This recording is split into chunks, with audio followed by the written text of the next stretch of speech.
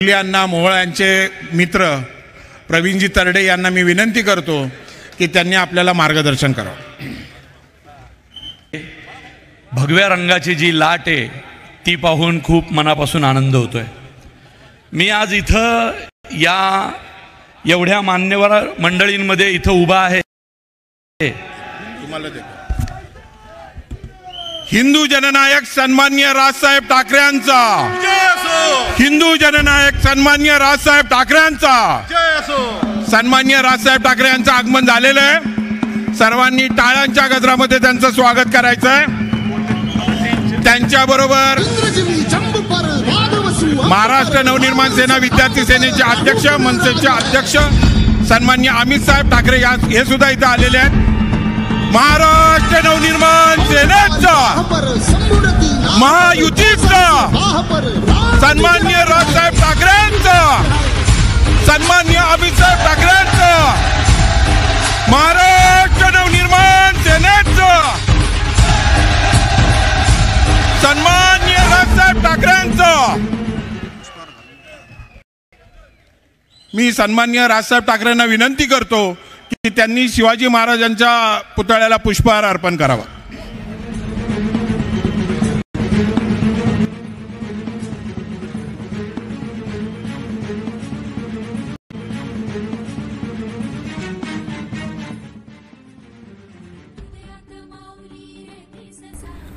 आपण बघतोय मनसेचे अध्यक्ष राज ठाकरे यांची आज पुण्यामध्ये सभा होते। भाजपचे उमेदवार मुरली अण्णा मोहोळ यांच्या प्रचारार्थ मनसेचे अध्यक्ष राज ठाकरे यांची सभा आज पुण्यामध्ये या ठिकाणी पार पडतीये। या ठिकाणी मुरली अण्णा मोहोळ उपस्थित आहेत आणि त्यांच्या प्रचारार्थ या ठिकाणी पुण्यातून त्यांची सभा पार पडतीये। याचा लाईव्ह प्रक्षेपण संपूर्ण सभा आपण आपल्या व्हायरल इंडियाच्या माध्यमातून पाहणार आहोत। पुण्यनगरीमध्ये आज दिवसभर आणि संध्याकाळपर्यंत पावसाचं वातावरण होतं आणि त्यामुळे सभा होणार की नाही याची देखील साशंकता होती, परंतु अखेर पावसाने उघडीत दिलेली आहे आणि 5चा संध्याकाळी 6चा टायमिंग होता, परंतु रात्रीचे जवळजवळ 8:30 वाजून गेलेले आहेत आणि मनसेचे अध्यक्ष राज ठाकरे यांची भाजपच्या मंचावरती या ठिकाणी सभा होतीये आणि आपण थेट लाईव्ह या सभेमध्ये गेलेलो आहोत। राज ठाकरे काय बोलणार आहेत हे देखील आपल्याला बघायचंय। राज ठाकरे यांचे चिरंजीव आणि मनसेचे विद्यार्थी सेनेचे अध्यक्ष अमित राज ठाकरे यांचं देखील आगमन झालेलं आहे। भाजपचे या ठिकाणी नेते हर्षवर्धन पाटील देखील उपस्थित आहेत आणि मुरली अण्णा मोहोळ यांचे मित्र प्रवीण तरडे देखील या ठिकाणी उपस्थित आहेत। राष्ट्रवादी अजित पवार गटाचे दीपक मानकर देखील उपस्थित आहेत। भाजपच्या पुण्याच्या आमदार माधुरी मिसाळ देखील उपस्थित आहेत। आपले उच्च शिक्षण मंत्री चंद्रकांत दादा पाटील देखील उपस्थित या ठिकाणी आहेत आणि राज्यसभेच्या खासदार मेधा कुलकर्णी देखील या ठिकाणी उपस्थित आहेत आणि याची दृश्य हे देखील लाईव्ह प्रक्षेपणाच्या माध्यमातून आपण बघतोय आणि थेट आपण या ठिकाणी लाईव्ह जाण्याचा प्रयत्न करतोय। मनसेचे अध्यक्ष राज ठाकरे यांचं आगमन होतंय आणि प्रवीण तरडे ज्यावेळेस बोलायला उठले तेव्हाच राज ठाकरेंचं या ठिकाणी आगमन झालेलं आहे आणि आपण बघू शकतो याची लाईव्ह दृश्य। प्रचंड गर्दी झालेली आहे। वातावरण अर्थातच मनसेमय आणि भाजपमय या ठिकाणी झालेलं आहे। तर मनसेचे अध्यक्ष राज ठाकरे हे काय बोलतायत हे आपल्या सगळ्यांना ऐकण्याची इच्छा आहे आणि व्यासपीठावरची सर्व आलेल्या पदाधिकाऱ्यांना विनंती आहे की व्यासपीठावरची गर्दी कमी करायची आहे। व्यासपीठावरती गर्दी जी झाली आहे ती कमी करायची आहे। सर्व आलेल्या पदाधिकाऱ्यांना विनंती आहे की व्यासपीठावरची गर्दी कमी करायची आहे। व्यासपीठावरती गर्दी जी झाली आहे ती कमी करायची आहे। महाराष्ट्र नवनिर्माण सेनेचे जे काही पदावरची गर्दी कमी करायची आहे। व्यासपीठावरती गर्दी जी झाली आहे ती कमी करायची आहे। महाराष्ट्र नवनिर्माण सेनेचे जे काही पदाधिकारी असतील, महायुतीचे जे काही पदाधिकारी असतील, ज्यांची नावं घेतली जी झाली आहे ती कमी करायची आहे। महाराष्ट्र नवनिर्माण सेनेचे जे काही पदाधिकारी असतील, महायुतीचे जे काही पदाधिकारी असतील, ज्यांची नावं घेतली आहेत त्यांनी स्टेजवरती थांबायचं आहे। ज्यांची खुर्च्यावरती नावं आहेत त्यांनीच थांबायचं आहे। महाराष्ट्र नवनिर्माण सेनेचे जे काही पदाधिकारी असतील, महायुतीचे जे काही पदाधिकारी असतील, ज्यांची नावं घेतली आहेत त्यांनी स्टेजवरती थांबायचं आहे, ज्यांची खुर्च्यावरती नावं आहेत त्यांनीच थांबायचं आहे. बाकी सर्व कार्यकर्त्यांना विनंती आहे की आपण स्टेज खाली असतील, ज्यांची नावं घेतली आहेत त्यांनी स्टेजवरती थांबायचं आहे, ज्यांची खुर्च्यावरती नावं आहेत त्यांनी. तरडे साहेबांना विनंती कराल की त्यांनी त्यांचं भाषण पूर्ण करावं. नेमकी ही धडधड माझ्याच वाट्याला आली. ज्यांच्या वाणीवर सरस्वतीचं वरदान आहे त्या माणसासमोर आज बोलावं लागतंय. काही नाही, मी माझ्या मित्रासाठी इथं आलो आहे. मुरलीधर मोहोळ माझा मित्र आहे आणि एवढंच सांगेल की दोस्तीचा हा पॅटर्न आम्हाला सर्व दूर पोहोचवायचा आहे. सालस सज्जन आणि सुशिक्षित नेतृत्व आपल्याला मिळतंय. माझ्या चित्रपटातला एक डायलॉग घेऊन मी एवढंच म्हणेल की 2-2 वर्ष पाऊस नाही पडला स्वराज्यात तरी थंडीच्या दवावर ज्वारी बाजरी काढणारी जात आहे आपली. परिस्थिती जेवढी बिकट हिंदू तेवढाच तिखट. आणि हा डायलॉग बोलायची गरज आता या व्यासपीठावर यासाठी पडली कारण कुणीतरी पुण्याचा रंग बदलण्याचा प्रयत्न करतंय. पण पुण्याचा रंग इतक्या सहजासहजी बदलू शकत नाही कारण इथं उपस्थित असलेल्या प्रत्येकाच्या बापजाद्यांनी या स्वराज्यासाठी या पुण्यात रक्त सांडलेलं आहे. काही उदाहरणं 2-3 दिवसापूर्वी पुण्यात घडली त्याच्यावर मान्यवर बोलतीलच, तेवढ्यासाठी हे उदाहरण दिलं. पण आज साहेब आलेत म्हणून एक बघितलेलं सुद्धा आहे. राजसाहेब हे आमचे आदर्श आहेत. कलाकारांच्या पाठीशी एखाद्या पक्षानं किती ठामपणे उभं राहावं हे या शहरातल्या प्रत्येक कलाकारानं अनुभवलेलं आहे. त्यामुळं मुरलीधर मोहोळचा मित्र, मुळशीचा सुपुत्र म्हणून मी तुम्हाला एवढंच आवाहन करतो की पुढचे काही वर्ष आपल्याला खंबीर नेतृत्व देईल असं नेतृत्व भारतीय जनता पार्टीनं पुणे शहराला दिलेलं आहे. त्याला आपल्याला आपले लाडके बापटसाहेब ज्या लीडने आले होते त्याच्या पुढे जाऊन थोडं मतदान करा आणि आपल्या मुरली अण्णाला मोठ्या दौलत दिल्लीला पाठवा. मुळशी तालुक्याचं एक वैशिष्ट्य आहे की सुरतेची लूट शिवाजी महाराजांनी मुळशीतून माणगाव मार्गे रायगडला नेली आणि त्यांच्या पत्रात उल्लेख आहे अत्यंत प्रामाणिक आणि इमानदार माणसं या भागात राहतात. त्यामुळे ही लूट प्रामाणिकपणे रायगडावर पोहोचेल. तो मुळशीतला प्रामाणिक मावळा आज मोदी साहेबांनी दिल्लीला पाठवण्याचं ठरवलेलं आहे.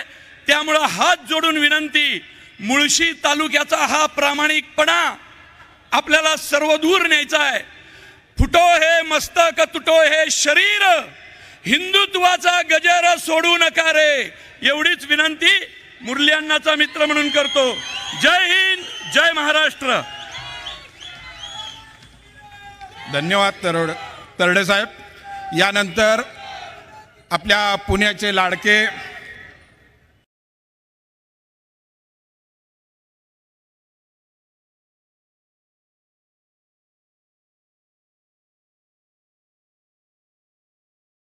आपल्या मनामध्ये कायम असतो अशी व्यक्ती मी माझ्या आयुष्यात एक राजकीय कार्यकर्ता म्हणून राजसाहेबांकडे पाहिलं. आणि आज मी साहेब मनापासून आपल्याला धन्यवाद यासाठी देईन की गुढीपाडव्याला आपण मान्य मोदी साहेबांना पाठिंबा दिलात आणि आज अक्षय तृतीयेच्या निमित्तानं मला आशीर्वाद द्यायला या ठिकाणी आलात. मला मनापासून आपल्याला किती धन्यवाद द्यावेत याच्यासाठी माझ्याकडे शब्द अपुरे आहेत. आपण नेहमीच राजसाहेबांना ऐकलं आहे, पाहिलं आहे. साहेब, पुण्याविषयी आपल्याला मनापासून प्रेम आहे पुण्यावरती आणि पुणे शहर हे आपलं आवडतं शहर आहे. या पुण्याच्या विकासाच्या संदर्भातमध्ये आपला एक दृष्टिकोन आहे, आपली एक विजन आहे. ज्या ज्या वेळेला आपण पुण्यामध्ये येता त्या वेळेला पुण्याच्या विकासावरती बोलता, पुण्याच्या भविष्यावरती आपण नेहमी बोलता. मी आपल्याला साहेब शब्द देतो, वचन देतो, जे तुमच्या स्वप्नातलं पुणे आहे, तुम्ही जे पुण्याचं विकसित पुण्याचं स्वप्न पाहिलं एक कार्यकर्ता म्हणून या ठिकाणाहून निवडून गेल्यानंतर साहेब ते पूर्ण करण्याचा प्रयत्न मनापासून करेन. प्रामाणिकपणे मी तो प्रयत्न नक्की करेन. का तर पुण्याबद्दलचं अत्यंत संवेदनशीलता आपण नेहमीच दाखवली. मी एवढंच या निमित्तानं सांगेल की पुन्हा एकदा मोदीजींना प्रधानमंत्री करण्यासाठी माननीय साहेबांनी पाठिंबा दिला आणि अगदी जाहीरपणे सांगितलं की या देशाचं नेतृत्व हे केवळ मोदीजीच करू शकतात. या देशाचं भविष्य जर कोणाच्या हातामध्ये सुरक्षित राहील तर ते मोदीजींच्याच हातामध्ये राहू शकतं. आणि हा विश्वास आपण महाराष्ट्रातल्या तमाम मनसैनिकांना दिला. साहेब, ज्या दिवशी आपण 9 तारखेला गुढीपाडव्याला हा पाठिंबा जाहीर केला त्या दिवसापासनं पुण्यातला प्रत्येक मनसैनिक, प्रत्येक मनसेचा नेता मनापासनं काम करतोय, एकरूप होऊन काम करतोय, एक दिलानं या ठिकाणी काम करतोय.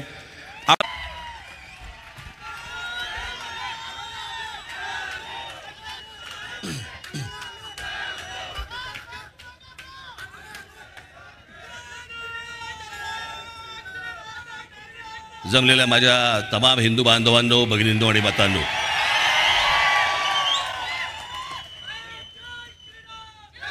सर्वप्रथम मी आपणा सर्वांना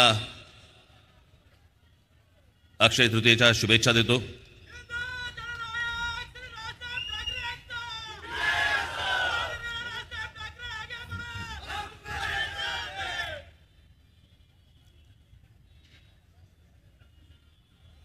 दुपार संध्याकाळच्या वेळेला विजांसकट जो काही पाऊस पडला,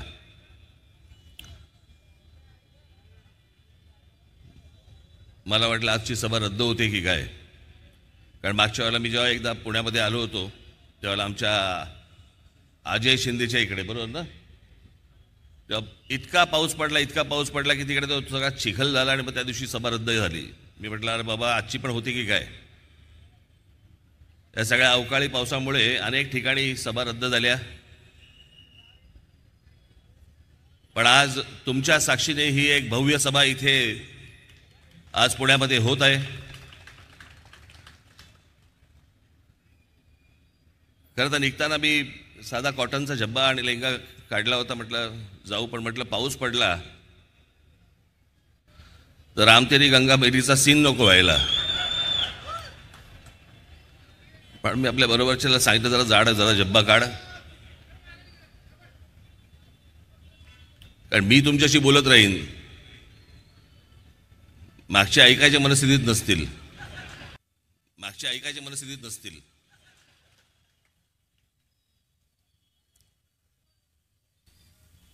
आज ही कितवी लोकसभेची निवडणूक आहे मला कितवी लोकसभा आहे? 18वी.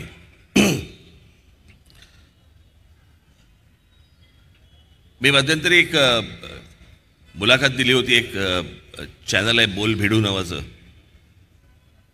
आत्ता एक 7-8-10 दिवसापूर्वी.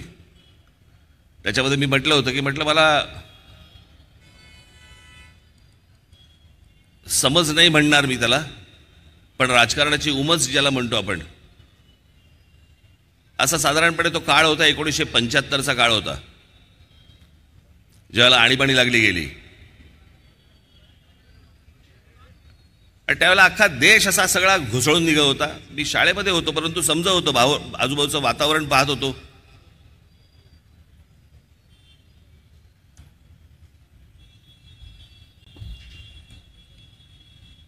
त्याच्यानंतर 77 साली मग निवडणूक झाली. त्या आणीबाणीच्या विरोधात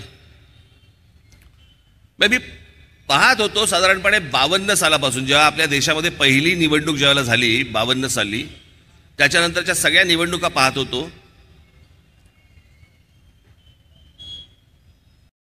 ती 71ची निवडणूक असेल, ती गरिबी हटवणारा होता, काहीतरी एक विषय होता.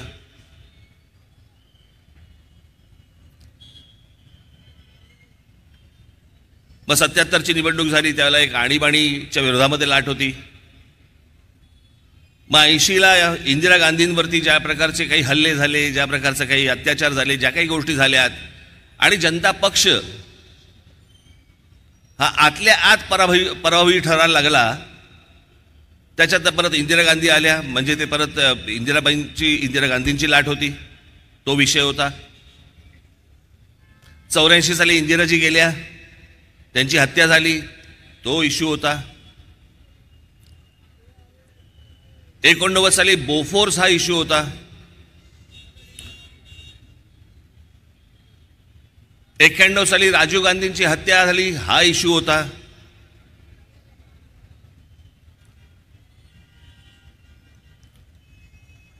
'96 साली मला असं वाटतं की बाबरी मशीद हा विषय होता.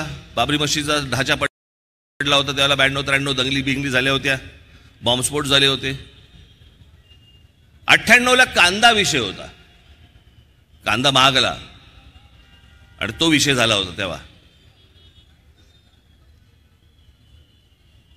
99ला कारगिल विषय झाला आणि त्याचबरोबर विदेशी बाई, परदेशी बाई म्हणून शरद पवार बाहेर पडले आणि आतमध्ये गेले परत.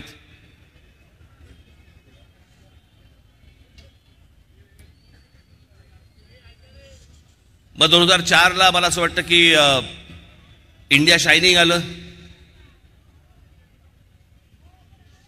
मग 2009ला मला असं वाटतं काहीतरी अनेक काही विषय झाले होते त्याला, तेव्हा पण काहीतरी विषय होते. 2014ला नरेंद्र मोदींची लाट आली.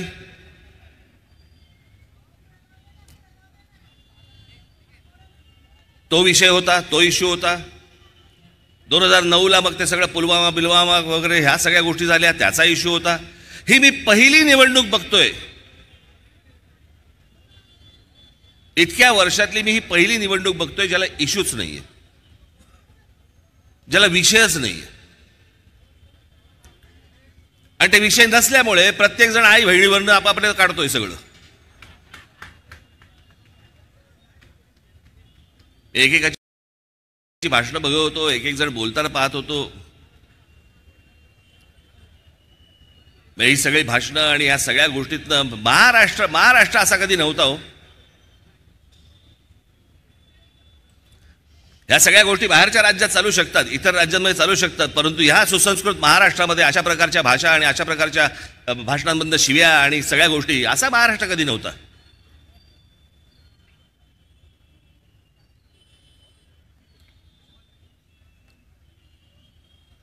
आणि या महाराष्ट्रातल्या अनेक बाकीच्या काही पुढाऱ्यांनी वेगळ्याच विषयांमध्ये तुम्हाला गुंतवून ठेवायचं ठरवलंय, वेगळ्याच, ज्याचा प्रगतीशी संबंध नाही आहे. आज नवीन अनेक तरुणी आज विचार करतायत, त्यांच्या भविष्याचा विचार करतायत, त्यांचे पालक त्यांच्या भविष्याचा विचार करतायत.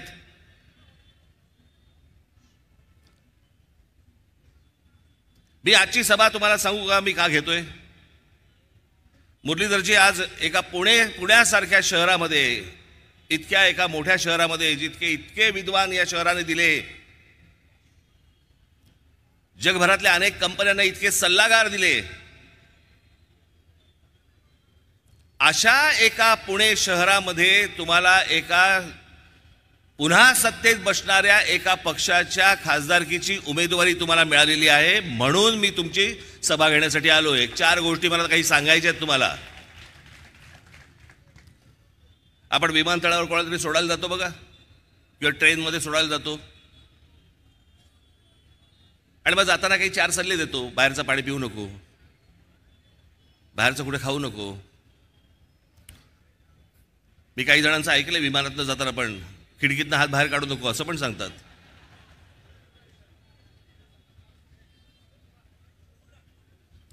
पण मला असं वाटतं की आपल्या या सगळ्या नियोजन शून्य गोष्टींमुळे अनेक वेळेला आपल्या शहरांची जी शहरं बर्बाद होत आहेत, जी डोळ्यात देखत बर्बाद होताना दिसत आहेत, आणि ती जर समजा लोकप्रतिनिधी म्हणून जर उद्या समजा खासदार असतील, आमदार असतील, नगरसेवक असतील, हे जर समजा ती शहरं वाचवणार नसतील, मोठी चांगली करणार नसतील. मी एक 2014 साली एक छोटी डॉक्युमेंटरी केली होती एस्थेटिक वरती, युट्यूबवरती असेल बघा तुम्ही ती.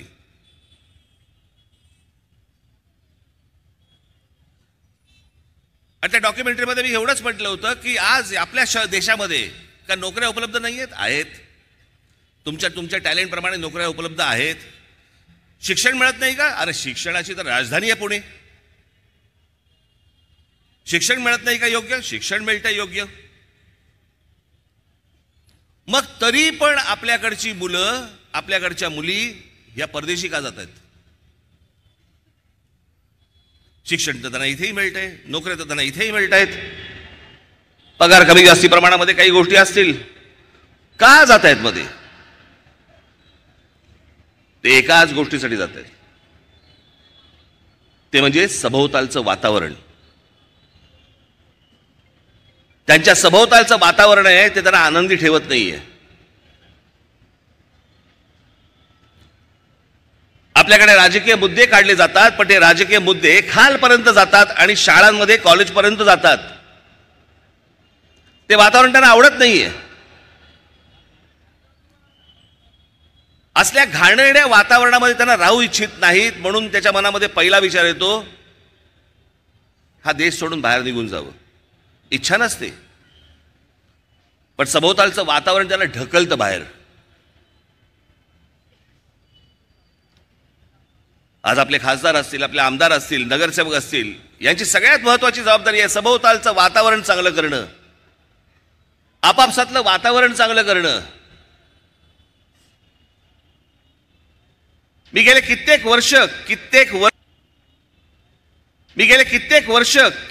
वर्ष या पुण्या शहरामध्ये येऊन, त्यावेळेला आता काही यांच्याकडे कोणाकडे रेकॉर्ड असले तर असले मला माहिती नाही,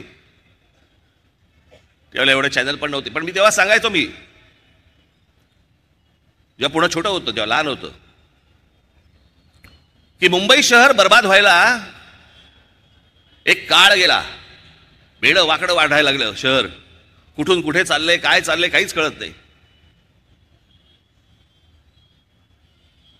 पण मुंबई शहराची वाट लागायला एक काळ गेला. पुणे शहराची वाट लागायला वेळ नाही लागणार. आणि छोट्या का पायाभूत सुविधा उद्या उपलब्ध झाल्या की ते शहर बर्बाद व्हायला लागतं, जर नियोजन नसेल तर. एक मुंबई पुणे एक्सप्रेस हायवे हा झाला आणि वेड्यासारखं हे शहर वाटेल तिकडे पसरायला लागलं. त्याला काही नियोजन नाही, काही नाही. कुठेही रस्ता निघतोय. मला वाटलं आज इथे काही BRT करावी, मला वाटलं इथे फ्लायओव्हर करावा, मला वाटलं आज फ्लायओव्हर तोडावा, दुसरा बांधावा.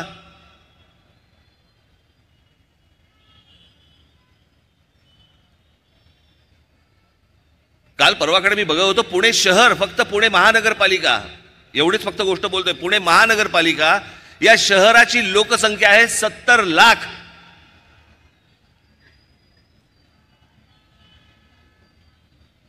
आत्ता मी 5-10 वर्षापूर्वीपर्यंत मी ऐकत होतो साधारणपणे या शहराची लोकसंख्या होती 30 लाख, 32 लाख, 35 लाख. आज बघतोय 70 लाख. आणि या 70 लाख लोकसंख्येच्या शहरामध्ये वाहनं किती आहेत? 72 लाख. कुठून रस्ते मिळणार आहेत तुम्हाला? कुठून रस्ते पुरणार आहेत आपल्याला?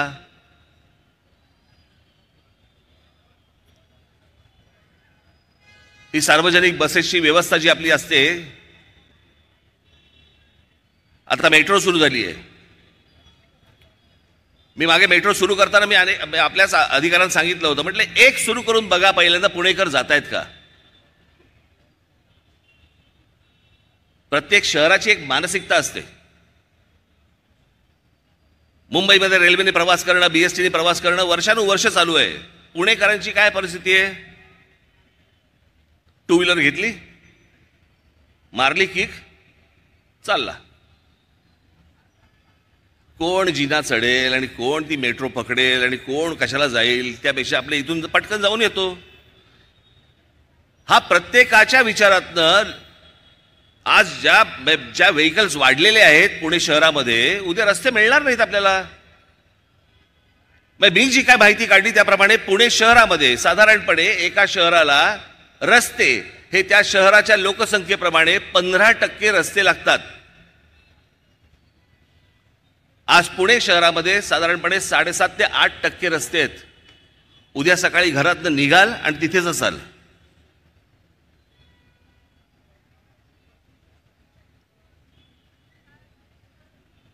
गेल्या 10 वर्षामध्ये साधारणपणे 30 लाख लोक बाहेरून आले या शहरामध्ये. 30 लाख.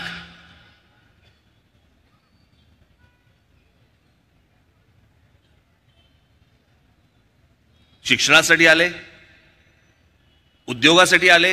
मी फक्त नुसतं तुमच्यासाठी फक्त वाचून दाखवतो. आपल्याकडे कल्पना नसते की पुणे हे शिक्षणाच्या दृष्टीने कदाचित जगातलं असं एकमेव शहर असेल की जिथे एका शहरात सगळ्यात जास्ती विद्यापीठ आहेत आणि वेगवेगळ्या शैक्षणिक संस्था आहेत. पुण्यात सरकारचं सावित्रीबाई फुले विद्यापीठ आहे. त्या व्यतिरिक्त 12 डीम्ड युनिव्हर्सिटी आहेत. 5 खाजगी विद्यापीठे आहेत, 6 स्वायत्त ऑटोनॉमस विद्यापीठे आहेत, नॅशनल डिफेन्स अकॅडमी आहे, defence institute of advance technology आहे, केंद्र सरकारची 2 महत्त्वाची कॉलेजेस आहेत, त्याशिवाय राज्य सरकारची इंजिनिअरिंग कॉलेज आहेत, 8 मेडिकल कॉलेजेस आहेत, याशिवाय सदन कमांड पुण्यात आहे. देशातील पहिल्या 15 टॉप IT कंपन्यांची ऑफिसेस आहेत. पुण्यात 5,80,000 मीडियम आणि स्मॉल स्केल इंडस्ट्री आहे, ज्यांची अंदाजे दिल्लीला कर म्हणून किती भरतं माहिती आहे तुम्हाला? 75 ते 80,000 कोटी रुपये भरतं.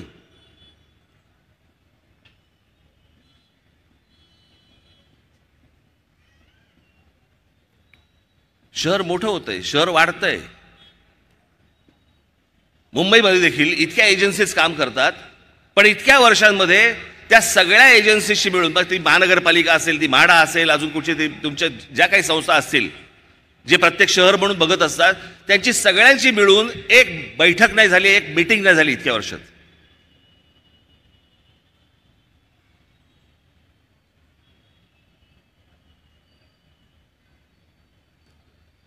माझ्या आपल्या नगरसेवकांना, माझ्या आपल्या आमदारांना, माझ्या भावी खासदारांना माझी विनंती आहे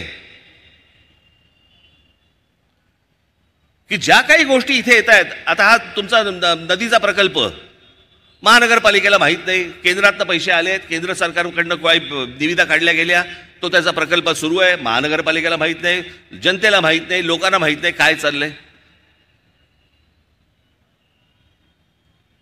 तुम्ही उद्या खासदार होणार आहात, आपल्यातले तुमच्यामधले अनेक जण उद्या आमदार होणार आहेत, नगरसेवक होणार आहेत. नुसता नगरसेवक झालो, आमदार झालो, खासदार झालो म्हणून होत नाही, भागत नाही. या शहरांचं जर समजा नियोजन जर समजा आज नाही झालं, ही फुटतील शहरं, उद्ध्वस्त होतील. आणि या शहरांकडे नीट लक्ष दिलं जाऊ नये, बाकीच्या गोष्टींमध्ये करावं म्हणून इकडचे अनेक नेते हे आम्हाला सगळ्यांना इथे जातीपातीमध्ये गुंतवून ठेवतायत.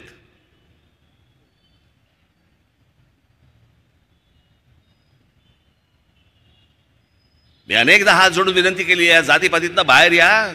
पहिल्यांदा तुमच्या स्वतःचा विकासाचा विचार करा, तुमच्या आयुष्याचा विचार करा. या जातीपातीतनं तुम्हाला हाताला काही लागणार नाही. एखादा माणूस असतो तो स्वतःची कमजोरी लपवण्यासाठी म्हणून जातीचा आधार घेतो आणि समाजामध्ये पसरवतो.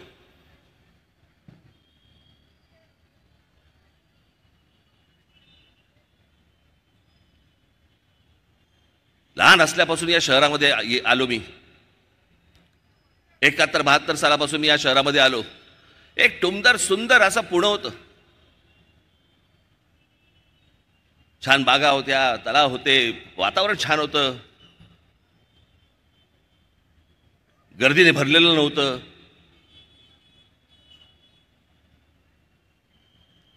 आज त्याच पुण्यामध्ये येताना काय अवस्था झाली, कुठून कुठपर्यंत शहर पोहोचलंय, जरा एकदा अंदाज तर घ्या. आणि ही नियोजन शून्य जेव्हा शहरं उभी राहायला लागतात, त्याच्यातनं काही आपल्याला हातात लागणार नाहीयेत आणि अनेकांची इच्छा देखील नाहीये. आणि म्हणून ते तुम्हाला दुसऱ्या गोष्टींमध्ये गुंतवून ठेवण्याचा प्रयत्न करतायत.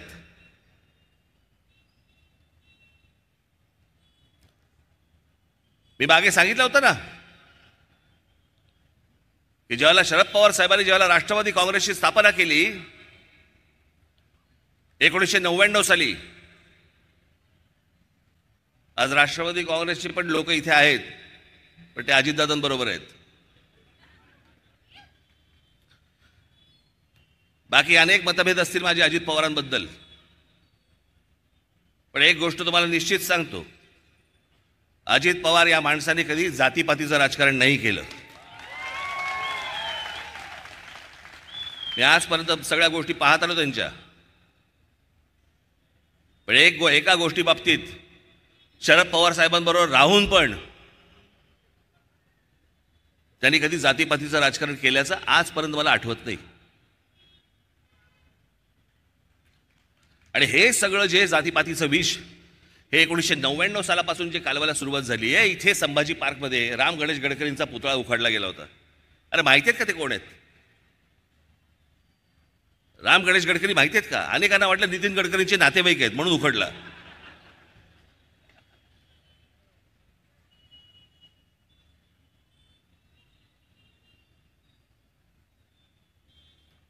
काही माहिती नाही, काही कशाला संबंध नाहीये. पण ह्या सगळ्या गोष्टी, ते जेम्स लेन प्रकरण आणलं गेलं, त्या जेम्स लेन प्रकरणामधनं विष कालवलं गेलं. कोण कुठचा जेम्स लेन? बरं, तो जेम्स लेन मुलाखती देतोय, तो सांगतोय की मी इथल्या कुठच्याही माणसाचं कधीच नाव घेतलं नाही आणि मी कोणाला भेटलो पण नव्हतो, हे त्याच्या मुलाखतीत तो सांगतोय. पण तोपर्यंत तुमच्यात विष कालवून झालं होतं. का विष कालवलं गेलं? कारण तुम्ही जातीकडे पाहावं आणि आम्हाला मतदान करत राहावं. तुम्हाला लागते कशाला चांगलं शहर होण्याशी? मतलब काय तुम्हाला? तुमच्या पिढ्या जन्माला येतील, जिवंत राहतील, म्हाताऱ्या होतील, मरतील. कोणाला गरज आहे याची? आम्ही पेटतो कशामध्ये? आम्हाला शहर बर्बाद झालं तरी चालेल, आम्ही थंड असतो. पण आमच्याला जातीवरनं काही बोललं की आम्ही लगेच पेटायला सुरुवात होते. का? काही कारण नाही. जातीवरनं काही बोललं की आम्ही लगेच पेटायला सुरुवात होते. का? काही कारण नाही. या असल्या मानसिकतेचा गैरफायदा घेणारी मंडळी आजपर्यंत आज तुमच्या समोर येत आहेत. आज काय तर म्हणजे तिथे काही मुस्लिम मोहल्ल्यांमध्ये आणि काही तुमच्या मशिदीमध्ये फतवे निघतायत.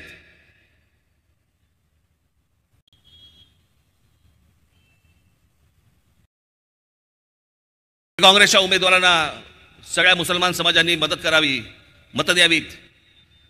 अनेक मुसलमान आहेत जे सुज्ञ आहेत, ज्यांना अकला आहेत, ते यांच्या वाट्याला जाणार नाहीत. त्यांना समजते काय चाललंय राजकारण. ते आता या निवडणुकीच्या तोंडावरती हे तुम्ही फतवे काढताय.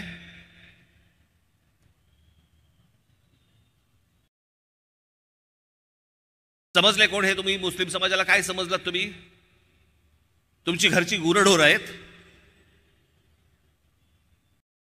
नाही समजताय कोण कशा प्रकारे काय चाललंय आणि कोण आपल्याला वापरून घेतंय ते.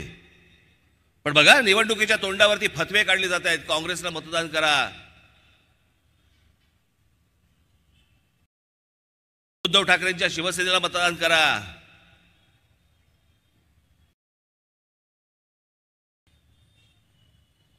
जर हे मशिदींमधनं हे मौलवी जर समजा यांना फतवे काढत असतील की यांना मतदान करा म्हणून, मग आज राज ठाकरे तुम्हाला आज फतवा काढतो. माझ्या तमाम हिंदू बांधवांनो, भगिनींनो आणि मातांनो,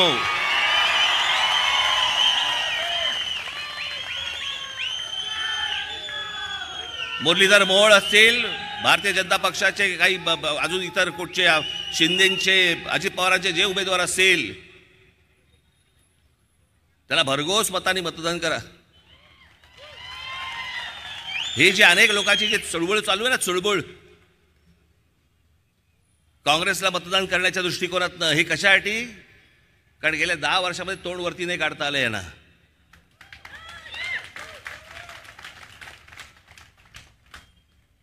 तुम्हाला मी एक गोष्ट सांगतो, नरेंद्र मोदी, भारतीय जनता पक्षाचं केंद्रातलं सरकार, माझ्या काही गोष्टींबद्दलचे मतभेद आहेत, ते राहणार. पण ज्या काही चांगल्या गोष्टी आहेत त्याचं अभिनंदन देखील करणार. जे अनेक चांगले मुसलमान आहेत, जे आपापल्या कष्टाने कामं करतायत, नोकऱ्या करतायत, व्यवसाय करतायत, त्यांचा विषय येत नाही. पण काही जे वाह्यात आहेत, ज्यांना इथे सगळा धुमाकूळ घालायचा, धार्मिक धुमाकूळ, ज्यांना गेले 10 वर्षामध्ये डोकं वरती नाही काढता आलंय, ते या सगळ्या काँग्रेसच्या माध्यमातून डोकं वर काढण्याचा प्रयत्न करतायत आणि म्हणून हे सगळे फतवे निघतायत. उद्या जर परत यांच्या हातामध्ये जर काही गोष्टी गेल्या चुकून, पुण्या रस्त्यावरती फिरणं परत हे कठीण करून ठेवतील. मला अजूनही आठवतंय तो सगळा 80-90चा सगळा काळ, काय काय चालू होतं यांचे, उन्माद सुरू होते, उन्माद. त्या सगळ्या गोष्टींचा शेवट होता हा बाबरी मशिदीचा ढाचा पडणं.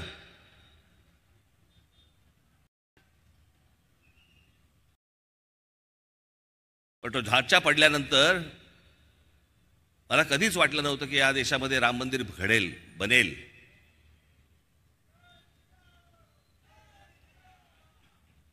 पण तुम्हाला निश्चित सांगतो, मी परत मगाशी म्हटल्याप्रमाणे काही मतभेद असतील, पण राम मंदिर जर कोणामुळे होऊ शकलं असेल तर ते नरेंद्र मोदींमुळेच होऊ शकलं या देशामध्ये. जो माझा कारसेवक त्यावेळेला गेला, मुलायम सिंग यादवच्या लोकांनी, पोलिसांनी ज्याला गोळ्या घालून ठार मारले ज्याला कारसेवकांना, आणि त्यांची शरयू नदीमध्ये ज्याला प्रेत फेकून दिली गेली होती, माझ्या डोळ्यासमोर आजही आहे ते चित्र. जेव्हा ते राम मंदिर झालं त्यावेळेला त्या कारसेवकांच्या आत्म्याला काय शांती मिळाली असेल, की आपलं बलिदान फुकट नाही गेलं. पण भावनिक विषय हे स्वतःपुरता ठेवायचे असतात. तुमचं मत, तुमच्या गोष्टी ह्या सगळ्या मतपेटीमधनं व्यक्त व्हायला पाहिजेत.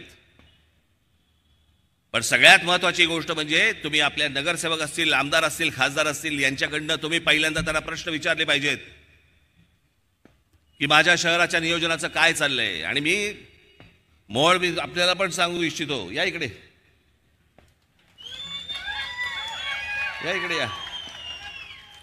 ज्या पुणे शहरातल्या लोकांकडनं अनेक तज्ञ लोक इथे राहतात, अनेक विद्वान लोक इथे राहतात, या शहराची मांडणी कशा प्रकारे झाली पाहिजे, कशा प्रकारे याला पाणी पुरवठा झाला पाहिजे, कशा प्रकारे याची आरोग्य व्यवस्था असली पाहिजे, कशा प्रकारचे इथे रस्ते, फ्लायओव्हर्स, ब्रिजेस हे झाले पाहिजेत, या माझ्या पुण्यामधल्या जनतेला सुखाने कसं नांदता आलं पाहिजे, घरातनं बाहेर पाऊल ठेवल्यावरती सुखासमाधानाचा श्वास घेता आला पाहिजे. मी एका चांगल्या शहरामध्ये राहतोय, हे चित्र उभं करण्याचं काम, जबाबदारी ही तुम्हा लोकांवरती आहे.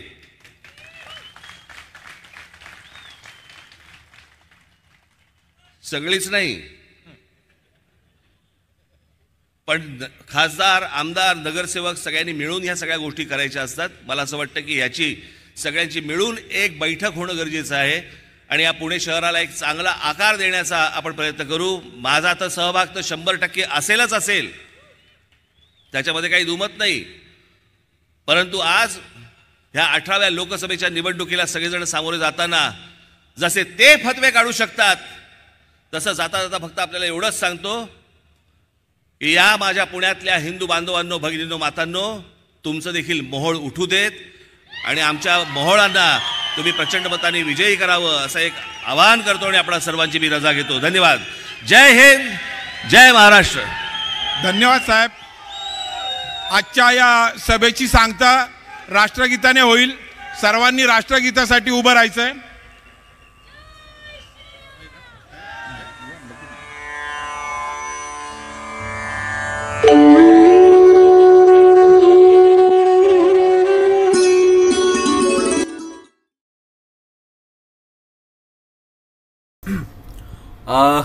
आपण आत्ताच बघितलंच, मनसे अध्यक्ष यांनी फतवा काढलेला आहे की समस्त हिंदू बांधवांनी या ठिकाणी मुरलीधर मोहोळ आणि भाजपला मतदान करावं, असं राज ठाकरे यांनी पुण्यात झालेल्या सभेमध्ये या ठिकाणी आक्रमक असं भाषण केलेलं आहे. मनसेचे अध्यक्ष राज ठाकरे यांची पुण्यातल्या सभेचं लाईव्ह प्रक्षेपण आपण या ठिकाणी पाहिलेलं आहे.